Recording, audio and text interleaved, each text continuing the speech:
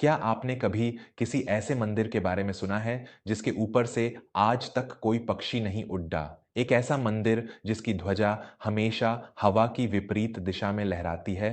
विज्ञान के इस आधुनिक युग में जहां इंसान ने चांद और मंगल ग्रह तक की दूरी नाप ली है, वहीं भारत के पूर्वी तट पर बसा एक मंदिर आज भी दुनिया के बड्ढे से बड्ढे वैज्ञानिक संगठनों और उनके अहंकार को घुटनों पर ला देता है। मैं बात कर रहा हूं उड़ीसा के पुरी में स्थित भगवान जगन्नाथ के उस चमत्कारिक मंदिर की, जहां की रसोई का प्रसाद चाहे लाखों लोग खा लें, कभी कम नहीं पड़ देता, और जहां समुद्र की भयंकर लहरों का शोर मंदिर के सिंहद्वार के अंदर कदम रखते ही अचानक रहस्यमयी तरीके से बिल्कुल शांत हो जाता है। आखिर क्या है इस मंदिर का रहस्य, और कैसे बिना हाथ पैर वाले भगवान ने इस पूरे ब्रह्मांड को अपने आगोश में ले रखा है?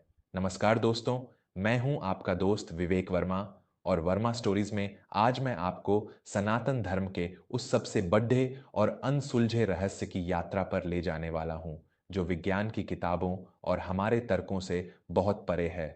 आज हम जानेंगे भगवान जगन्नाथ की वह अत्यंत प्राचीन और भावुक कथा, जो हमें सिखाती है कि ईश्वर को पाने के लिए रूप, आकार या धन की नहीं, बल्कि केवल सच्चे भाव की आवश्यकता होती है।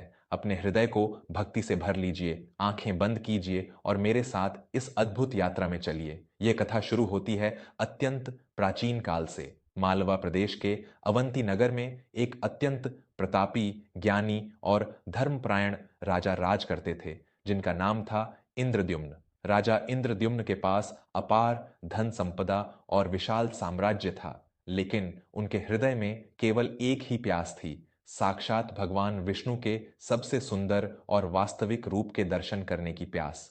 उन्होंने कई सिद्धर्षियों से सुना था कि पृथ्वी पर भगवान विष्णु का एक अत्यंत गुप्त स्वरूप नीलमाधव के नाम से पूजा जाता है, लेकिन वह पवित्र रूप कहाँ है, यह कोई नहीं जानता था। एक दिन राजा ने अपनी सभा में अत्यंत व्याकुल होकर घोषणा की, चाहे मुझे अपने प्राणों की आहुति ही क्यों न देनी पड़े, चाहे मुझे अपना पूरा साम्राज्य लुटाना पड़े, लेकिन मैं अपने प्रभु नीलमाधव के दर्शन करके ही रहूंगा। जो कोई भी मुझे मेरे प्रभु तक ले जाएगा, मैं अपना सब कुछ उसके चरणों में अर्पित कर दूंगा। राजा ने अपने सबसे कुशाग्र और ज्ञानी ब्राह्मण पुरोहित विद्यापति को पूर्व दिशा की ओर खोज में भेजा। विद्यापति कई महीनों तक जंगलों, नदियों और पहाड़ों की खाक छानते रहे। अंततः वे उत्कल प्रदेश, वर्तमान उड़ीसा के एक अत्यंत घने और दुर्गम जंगल में पहुंचे। वहां उनकी भेंट शबर जनजाति के मुखिया विश्वावसु से हुई।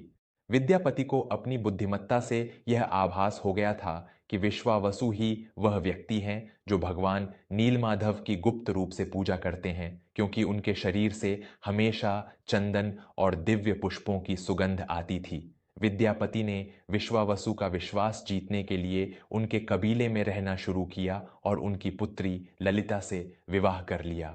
ललिता अपने पति से अत्यंत प्रेम करती थी। एक दिन विद्यापति ने ललिता के सामने अपने हृदय की पीठ ढा रखी। ललिता, मैंने अपना पूरा जीवन भगवान की खोज में बिता दिया है। मैं जानता हूं कि तुम्हारे पिता प्रतिदिन भगवान नीलमाधव की पूजा करने किसी गुप्त गुफा में जाते हैं। मेरी यात्रा का उद्देश्य केवल उन्हीं के दर्शन करना है।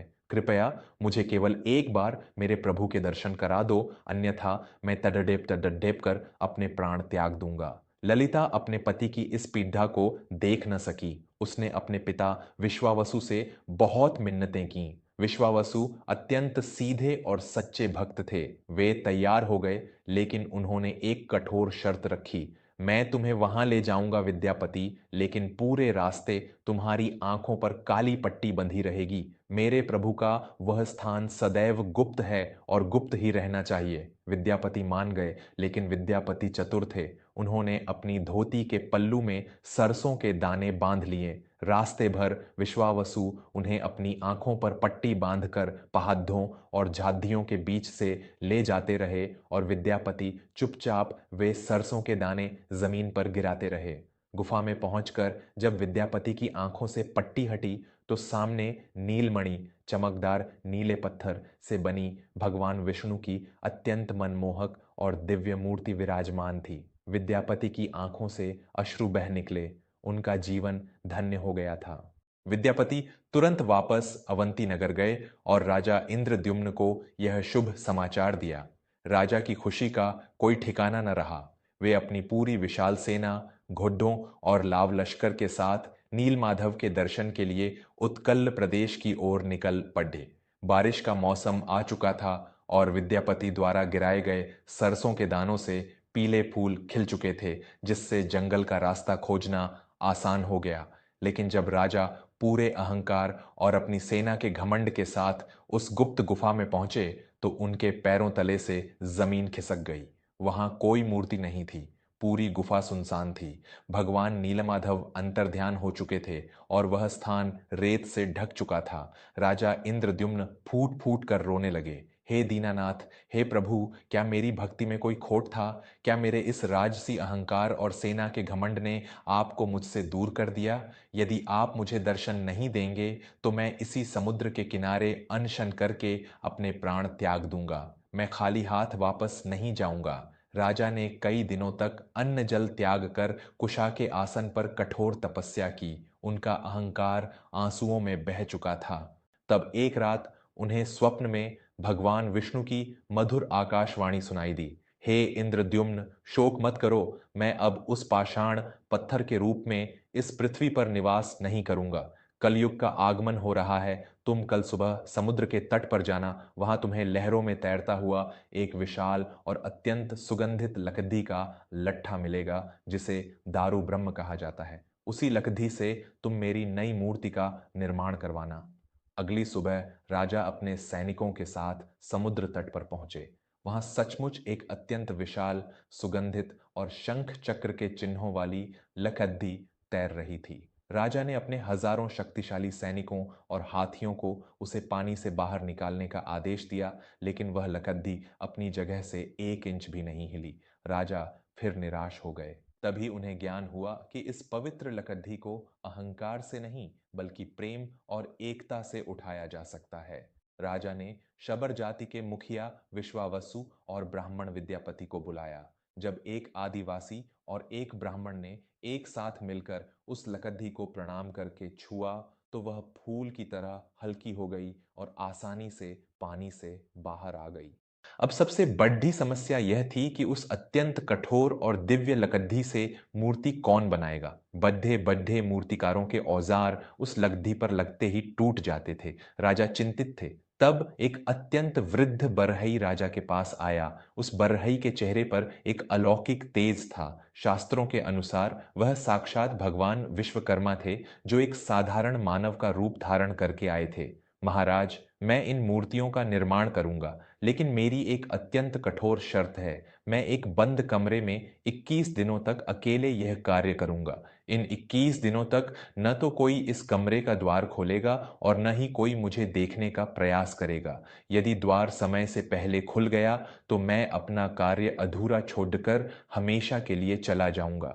राजा ने शर्त मान ली। वह वृद्ध बरहई कमरे के अंदर चला गया और द्वार बाहर से बंद कर दिए गए। अंदर से लकड़ी पर आरी और हथौड़ी चलने की अत्यंत मधुर आवाजें आने लगीं। दिन बीतते गए। राजा की पत्नी महारानी गुंडिचा अत्यंत व्याकुल और चिंतित स्वभाव की थीं। जब 15 दिन बीत गए तो अचानक कमरे के अंदर से आने वाली सारी आवाजें पूरी तरह बंद हो गईं। रानी गुंडिचा घबरा गईं। महाराज, अंदर से कोई आवाज नहीं आ रही है। वह वृद्ध व्यक्ति कई दिनों से भूखा प्यासा है। कहीं थकान और भूख के कारण उनके प्राण तो नहीं पखेरु हो गए? हमें तुरंत यह द्वार खोलकर देखना चाहिए। राजा इंद्रद्युम्न ने रानी के बार बार आग्रह करने और अपनी खुद की चिंता के कारण अपना धैर्य खो दिया और शर्त भूलकर कमरे का द्वार खुलवा दिया। द्वार खुलते ही उन्होंने जो देखा वह अत्यंत विस्मयकारी था। वह वृद्ध बढ़ई वहां से गायब था और सामने लकड़ी के बुरादे के बीच 3 अत्यंत विशाल गोल आंखों वाली और अद्भुत मूर्तियां रखी थीं। भगवान जगन्नाथ, उनके बद्ध भाई बलभद्र और बहन सुभद्रा। लेकिन ये मूर्तियां अधूरी थीं। उनके हाथ केवल कोहनी तक थे, उनके पैर नहीं थे। राजा को अपनी भूल पर भयंकर पश्चाताप हुआ। वे छाती पीट पीट कर रोने लगे। तब फिर से पूरे कक्ष में आकाशवाणी गूंज उठी। शोक मत करो इंद्रद्युम्न, कलयुग में मेरा यही रूप पूजा जाएगा। मैं बिना हाथों के भी पूरे ब्रह्मांड का पालन करूंगा और इस दुनिया को गले लगाऊंगा। मैं बिना पैरों के भी अपने भक्तों की पुकार सुनकर उनके पास दौड़ आऊंगा। यह मेरा सबसे करुणामयी स्वरूप है, जो यह दर्शाता है कि ईश्वर भौतिक शरीर से नहीं बल्कि आत्मा और भाव से संपूर्ण होता है। मुझे इसी रूप में स्थापित करो। और इस प्रकार भगवान जगन्नाथ उस भव्य मंदिर में विराजमान हुए। दोस्तों, यह तो थी वह भावुक कथा जो जगन्नाथ धाम की नींव है। लेकिन इस मंदिर के निर्माण के बाद से लेकर आज तक यहाँ कुछ ऐसी घटनाएं घटित होती हैं जिनका रहस्य आज तक कोई बद्धा से बद्धा वैज्ञानिक भी नहीं सुलझा पाया है। आइए जानते हैं पुरी के इस मंदिर के उन रोंगटे खड्डे कर देने वाले रहस्यों के बारे में। पहला रहस्य, हवा के विपरीत लहराती ध्वजा। दुनिया का यह सामान्य विज्ञान है कि झंडा हमेशा उसी दिशा में उड़ता है जिस दिशा में हवा चलती है, लेकिन जगन्नाथ मंदिर के शिखर पर लगी ध्वजा हमेशा हवा के बहने की दिशा के बिल्कुल विपरीत उल्टी लहराती है। ऐसा क्यों होता है? इसका जवाब विज्ञान के पास नहीं है। इतना ही नहीं, एक नियम के अनुसार इस ध्वजा को प्रतिदिन शाम को एक पुजारी द्वारा बदला जाता है, जिसके लिए वह बिना किसी सुरक्षा उपकरण के 45 मंजिला ऊंचे शिखर पर चढ़ता है। दूसरा रहस्य, सुदर्शन चक्र का भ्रम। मंदिर के शिखर पर एक अष्टधातु का अत्यंत विशाल और भारी सुदर्शन चक्र लगा हुआ है। इस चक्र की वास्तुकला ऐसी है कि आप पूरी शहर के किसी भी कोने से, किसी भी दिशा से उस चक्र को देखेंगे तो आपको वह चक्र हमेशा अपनी ही तरफ सीधा मुद्दा हुआ दिखाई देगा। वह हर दिशा से बिल्कुल सामने दिखता है। तीसरा रहस्य, ऊपर से कुछ नहीं उड्डैचता। यह दुनिया का शायद इकलौता ऐसा भव्य ढांचा है जिसके मुख्य गुंबद के ऊपर से आज तक कोई पक्षी उड्डैचता हुआ नहीं देखा गया। यहाँ तक कि इसके ऊपर से हवाई जहाज या हेलीकॉप्टर उड़ाने की भी सख्त मनाही है। इसके ऊपर कोई नो फ्लाई जोन घोषित नहीं है, बल्कि यह एक प्राकृतिक चमत्कार है। चौथा रहस्य, समुद्र की आवाज का शांत होना। मंदिर का मुख्य द्वार, जिसे सिंह द्वार कहा जाता है, वह समुद्र तट के काफी करीब है। बाहर खड़े लिए रहने पर आपको समुद्र की भयंकर लहरों का शोर साफ सुनाई देता है, लेकिन जैसे ही आप उस सिंहद्वार के अंदर अपना पहला कदम रखते हैं, समुद्र की वह आवाज रहस्यमयी तरीके से बिल्कुल शांत हो जाती है। आप एक कदम बाहर रखेंगे तो आवाज आएगी, एक कदम अंदर रखेंगे तो पूर्ण शांति। जैसे समुद्र भी अपने प्रभु के दरबार में आकर अपनी मर्यादा और शांति बनाए रखता है। पांचवां रहस्य, जादुई रसोई और महाप्रसाद। जगन्नाथ मंदिर की रसोई दुनिया की सबसे बड़ी रसोई मानी जाती है।